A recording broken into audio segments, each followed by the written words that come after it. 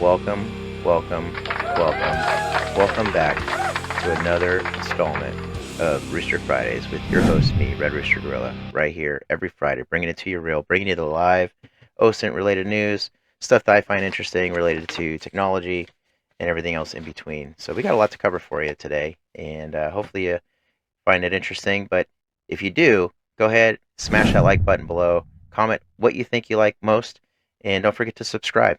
You can hit that notification bell and be alerted to any time a new episode drops weekly here. We do this every Friday. So let's get right into it, guys. So I just want to again welcome you all to another Friday show. If you stuck along this far, significantly appreciated by myself. I wasn't ever intending to launch a YouTube channel, but here we are. So let's go ahead and dive right into it. I want you guys to take note. I like to cover the training in the area, and this one's no different here. So barely training. If you guys haven't taken a class from Lee, you're missing out. So I want you guys to go check out Barely Training, because look at this video here. This is a solid video. This is pure gun vibe. You get it right here. Go out there, learn how to wear your kit properly. I'm sure you're going to learn how to get your rifle squared away. You're going to learn all kinds of stuff here. So this video alone right here is just worth it. So check it out.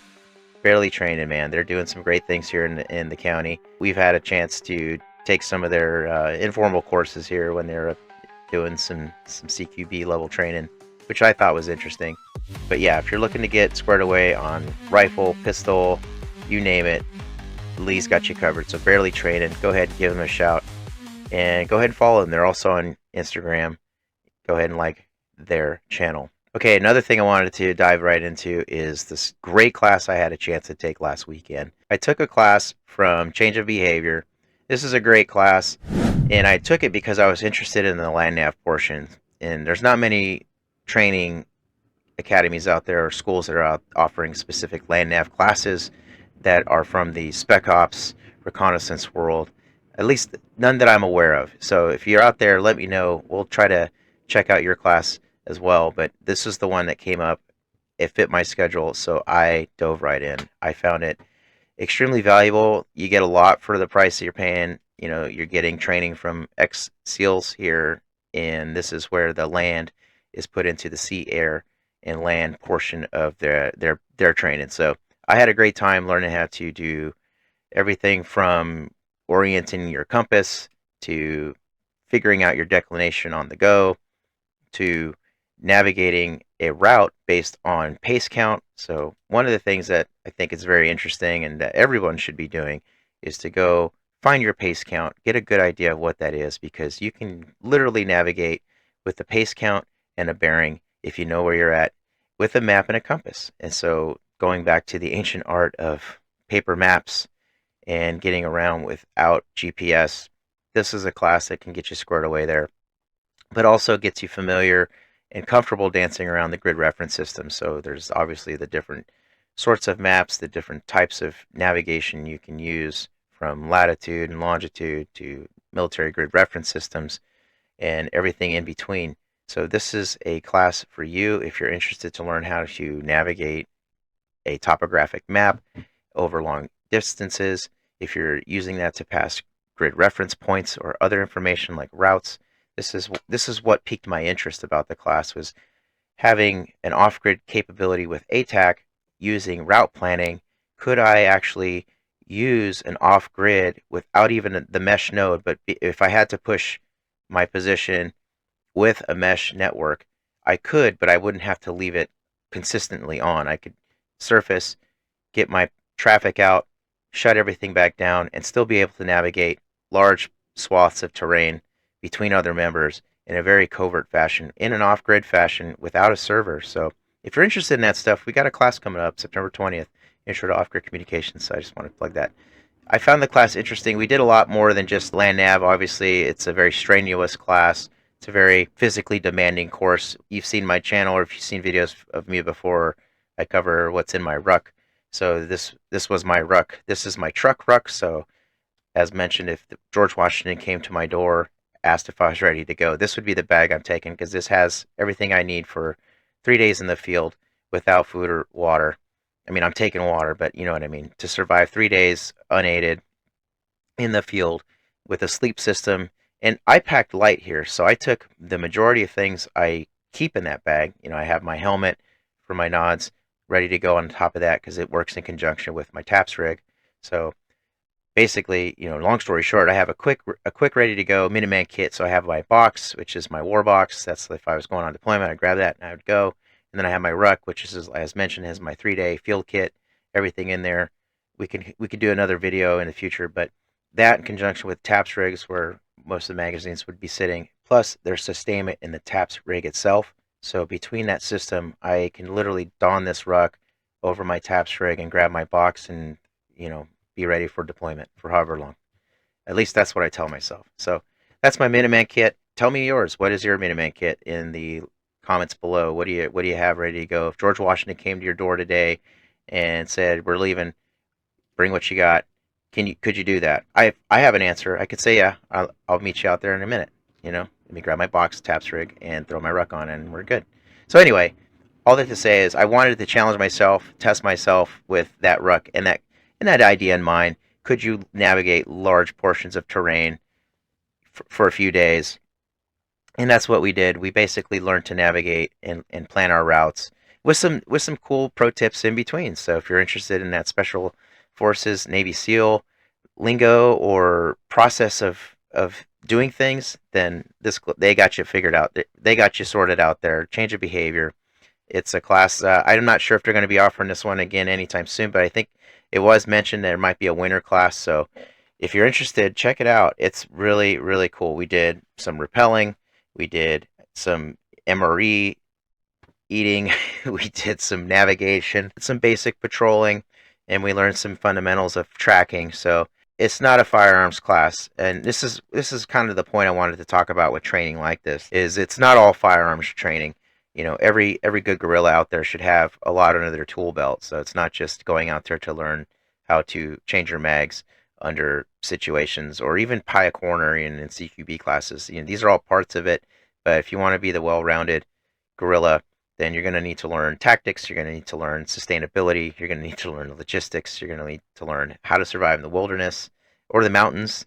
Learn lessons learned from the Taliban, I suppose. But all of that to say is if you're considered a Minuteman, then you should be able to do some basic infantry functions. And so some of that isn't all firearms related, by the way. So anyway, again, I wanted to talk about change of behavior in this particular training because it's part of my growth and my development to prepare myself to, just for a number of reasons, disaster planning, preparedness.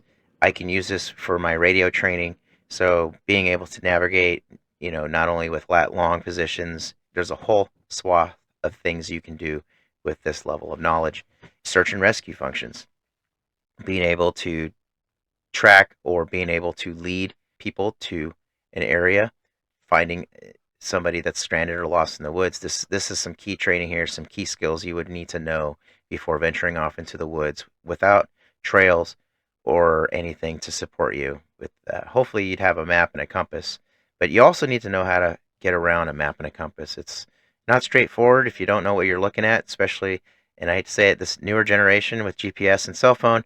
There's an ancient technology that goes back many, many, many years that requires no power other than the magnetic pull of the poles at the north. So if you can get around with that and the stars, then you can get around without GPS pretty good. So anyway, more to follow in that, but definitely an off-grid communications capability right there. So change of behavior, check them out. Land Nav, Spec Ops Land Nav, you're gonna love it. I did. All right. So moving on. All right, I don't know if you guys have seen this one. Bullet Scout is launching a lifetime supply giveaway. So you want 80,000 rounds of ammunition. BulletScout.com's got you covered. It's free to enter. Go ahead, check that website out. Enter in. You might win a lifetime supply of ammunition of your choice. So I thought that was pretty cool. We also got another event coming up. August 23rd, the Prepared Protector course, or is it Academy? Prepared Protector Academy. This is your lifesaver skills. So it has a price drop. So they dropped it to $165. And that's, I think, everyone, we're bringing their IFACs. So bring your IFAC and you get the training, because that's what they're going to use there to do the training that they're performing there. It's pretty neat. Highly recommend you sign up for it if you haven't done so already. But Yeah, that's the Prepared Protector Academy coming up here August 23rd. All right, San Bernardino, not necessarily San Diego news, but San Bernardino, I thought this was cool. This drone, this is part of what we talk about here. So leveraging the technology that's available, and this is no different. So San Bernardino released its new emergency first responder drone. This one's kind of cool because it's vertical takeoff and landing, but what I found most interesting was that it has amphibious capability. So it can take off from land or water. And they're touting a range of 20 miles. It's all electric. And I say that because a lot of cities and municipalities are bound by state laws to comply with green technologies and contracts that come with that. So anyway, so just thought I'd mention the electric vehicle part. Cruise up to 63 miles an hour. It looks like it can take on one passenger or one emergency passenger or patient. So I thought that was kind of neat. So you're starting to see cities procure these items and leverage the technology that's there to make things more efficient. They're advertising it would reduce response times dramatically, and I don't disagree with that. But any case, yeah, I thought that was interesting. Something else interesting here, keeping on the theme of drones, is Oceanside showing off its new drone technology. This is again a drone as a first responder, DFR. They're touting a real-time crime solving capability in, yeah. So I guess that would be real-time problem solving or crime fighting. So real-time crime fighting, a real-time crime fighting technology. I thought this was kind of neat, but it all feeds back to their basic, their center, they call it the real-time crime center. So somebody is out there with a drone, flying it around, supporting officers on the ground, finding those who are launching fireworks in the air or doing some other nefarious activities. You see it here. This is quite the capability here. And Oceanside is trying to keep up and be on the forefront of leveraging drone technology for solving and fighting crime. Another story here, local in San Diego. Here, I don't know if you guys saw this one, but if you haven't seen it, go follow Corey the Goat. This Instagram channel is where I saw this come up. But this particular organization, Southwest Keys, they've had controversy in the past, but they're finally leaving San Diego. So those who don't know, this is Southwest Keys is an organization. It's a shelter for housing immigrant children. They're supposed to find placement for children. They're coming in unhoused from foreign countries, immigrant children, but they face controversy. Several runaways have happened, and lots of allegations of sexual misconduct and abuse. So some have stated that this was a trafficking NGO. I couldn't find anything that shows specifically the trafficking elements, but there was significant allegations against it concerning abuse towards children. This organization was shut down in March by Department of Homeland Security, and finally the budget here is rendering it pretty much inoperable now. So they're leaving and pulling chocks here and leaving San Diego. So I guess that's a good thing. If there was an organization plagued with child abuse, then they shouldn't be here at all. Okay, got some national news here that I kind of wanted to cover last week, but we'll cover it this week, so no big deal. Loss of NOAA 15 APT data. Well, NOAA 15 here for where we're at, but loss of 15 and loss of NOAA 19. These were the satellites that were beaming down real-time imagery transmissions on VHF that you could have listened to at your Bofang radio, for instance, and captured a recording and had it just decrypted into an image. And I use that to teach the class off-grid imagery capability, and this is a huge loss for the community overall, not only for the country in terms of like transparency, global imagery access, but now if you wanted to get access to imagery, you're going to have to go to a commercial site. Sentinel, I think, is fairly good. There's paid subscriptions there, but you used to be able to get regional imagery, and I believe you still can. So correct me if I'm wrong. This does not affect GOES 18. This was just sheer sunsetting of this program that was launched in the 80s and 90s to basically beam down real-time imagery for science. So if you were a science professor or instructor or just a hobbyist that wanted to get real-time imagery to be able to do your own meteorology or confirm, like we cover a lot of this in the class, like using real-time imagery that way to confirm news sources with reporting. We got fires here in California. We've had volcanoes going off all over the globe now. We've got a lot of things going out there, and sometimes having access to real-time imagery is a huge, huge tool. But NOAA 15 and NOAA 19 are going away now, and so we're going to have to rely on commercial accessible imagery. and I don't know if there's any other source that can be close to the NOAA 15 or 19 satellites. I think Meteor, the Russian satellite service, is still operable, but it's also very hard to. It's not as accessible as, say, for instance, our NOAA 15 or 19 satellites. GOES 18 or GOES West, I do believe that's our geo-orbital satellite hovering above the globe. That's unaffected, but that's also beyond 300,000 kilometers from Earth. So you're going to need a lot of specialized equipment and a much focused antenna or an array system that can help you capture that very, very weak signal. But once you get it, that imagery is very, very crisp, and has a lot of quality. So anyway, some bad news. Another national news. I wanted to cover this last week, but we didn't get to it. But the train derailment in Palo Pinto County, Texas, was treated as initially was treated as a hazmat response scene. I believe it was a matter of just fires had started from the train derailment, but train derailment nonetheless. And I don't know, it just seems like they're occurring more.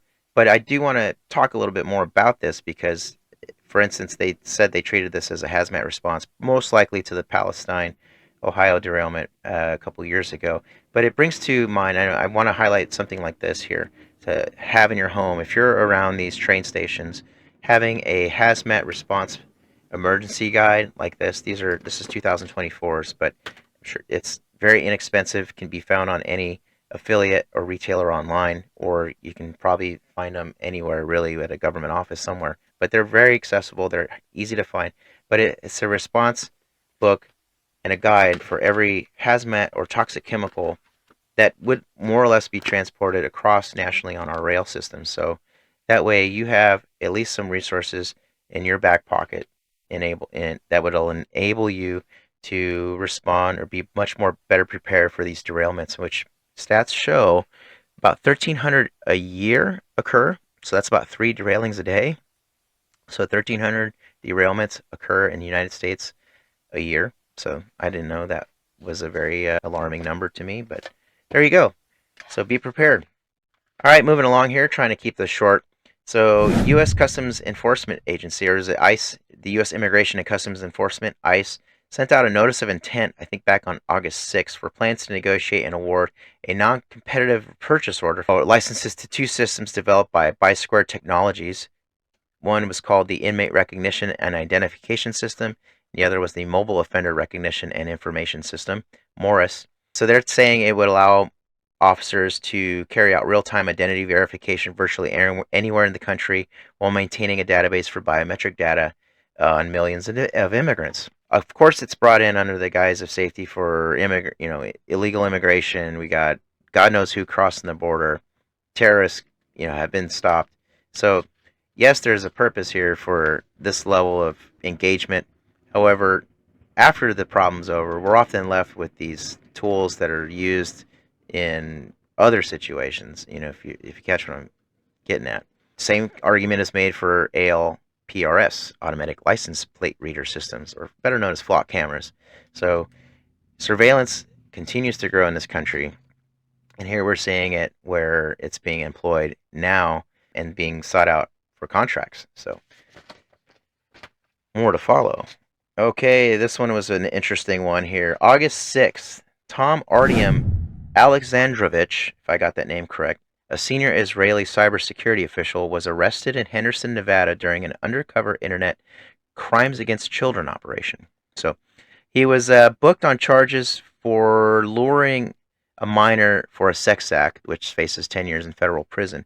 But an unknown justice of the peace granted bail at $10K prior to the prosecutors being able to file charges. So what this guy did, obviously, was fled back to Israel and is now awaiting a court date here, August 27th. So it's interesting to see if he shows up for this or not. Thomas Massey's made a little bit of a noise about this one too. So if you're interested in following up with Thomas Massey and his opinion on this case, this is an interesting one here. So, all right, this was interesting. This one popped up here this morning, I think, or the other morning. You guys remember the Nord Stream 2 pipeline? That whole thing? This is pretty interesting. So, a European warrant issued by a federal court of justice on August 18th led to the apprehension of Serhiy K. I don't know if the K is redacted for some reason. because it's an ongoing investigation. But Sergei K., strongly suspected of being a key coordinator in the sabotage of the Nord Stream 1 and Nord Stream 2 pipelines, which were damaged by explosions near the Danish island of Bornholm in September of 22. Investigators allege that he and accomplices rented a sailing yacht in Rostock under false identities, used it to transport explosives, and carried out the underwater placement that led to the detonation on September 26, 2022. The blast caused severe damage to both pipelines and disrupted critical European energy infrastructure. So, anyway, all that to say is that the style of warfare, this atypical style of warfare that we've seen coming from Ukraine, from Operation Spiderweb, this is probably an early remnant. At least that's what is alleged here by the apprehension of this person who is allegedly responsible for renting a sailboat, going out there with accomplices, and basically bombing this pipeline. So I thought that was interesting because, A, I have a sailboat. I'm not planning to bomb any pipelines anytime soon, but I do have a sailboat. It's just an interesting thing that now you're seeing folks use those as tools of warfare. So the days of sail are still here with us, alive and well, if you will. China's Huawei is a Chinese company that aims to compete with Starlink. So they just launched, 38 satellites in 22 days. They're intending to launch 13,000 satellites, but they're aiming to compete with Elon and Starlink, and they're touting a 6G capability and basically regional connectivity, regional broadband connectivity, and basically enhancing national security in China, or for the region, really. That's what they're saying. So Starlink, eat your heart out. There's competition there coming from Huawei in China. And on that news of Starlink, I wanted to talk a little bit more about Starlink. I don't know if you guys saw, but Monday, Starlink was down, as reported by Down Detector. So it looks like, I guess, 40,000 folks or so were affected by the outage. But I just wanted to share this with you because we do teach an off-grid communications class coming up here September 20th. So check that website, sign up. We still have seats available. But anyway, to show that it's not just as easy as getting a $50 subscription and a tiny device to keep your off-grid capability running and in check. I mean, it just goes to show here that there's outages that are possible with this, and not so much with radio.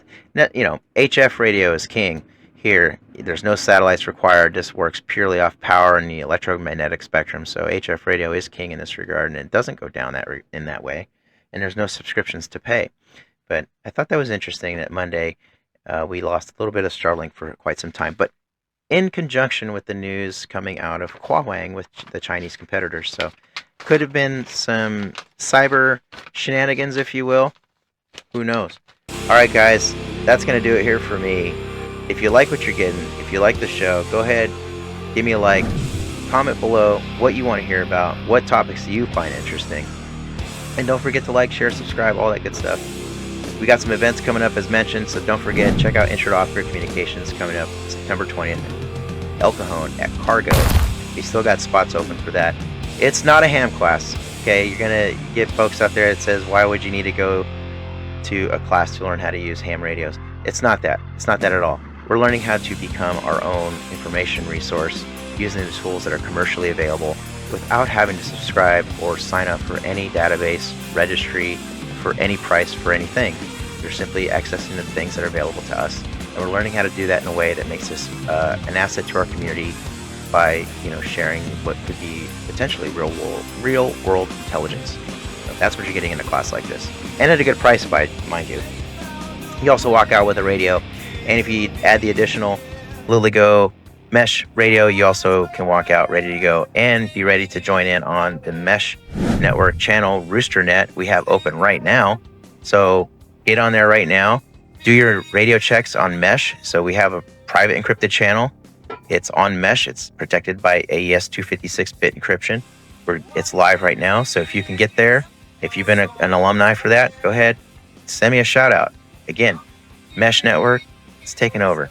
But anyway, we also got Rooster Recon September 6th coming up here pretty quickly. So we got a registration link there in the description below. Sign up. That just gives us an idea for the head count so we know how to prepare for it.